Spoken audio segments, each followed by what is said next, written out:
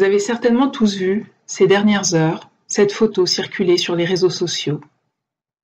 Pour ma part, j'ai souhaité entrer en contact avec la panthère tachetée que l'on voit sur cette image, lorsque je me suis aperçu du nombre d'animaux qui ont été décimés durant ce séjour de chasse. Il y a assez peu de photos en circulation et j'ai pu découvrir qu'il y en avait eu énormément, bien plus que je ne le pensais, donc énormément d'animaux tués. Je parle bien ici de panthère tachetée, car c'est ainsi qu'elle veut qu'on la nomme, et non léopard.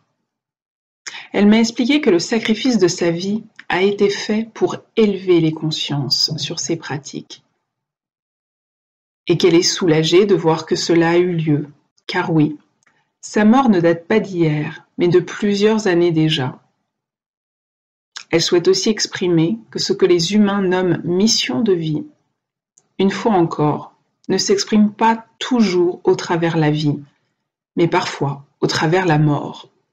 Comme je le stipulais dans un de mes articles, quand on me demande quelle est ma mission de vie. Article que j'ai écrit en 2015. D'ailleurs, c'est elle qui me rappelle cette précision, car c'est la date de sa mort cette même année. Et que parfois, comme c'est le cas ici, la patience est de mise pour voir s'accomplir son propre grand œuvre. Il aura fallu 4 années supplémentaires avant que le nombre d'humains soit suffisant pour que cette information voie à nouveau le jour et puisse être plus percutante pour leur conscience. Elle est alors comme soulagée, entre guillemets, de voir son sacrifice entendu et reconnu. Soulagée n'étant pas tout à fait exact, car je perçois dans son énergie une grande sérénité, une capacité extrême de patience.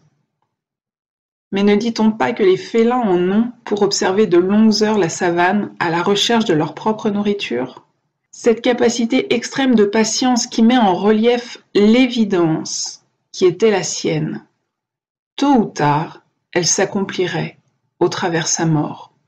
Tôt ou tard, les consciences s'élèveraient. Elle a juste attendu, avec foi, cette heure.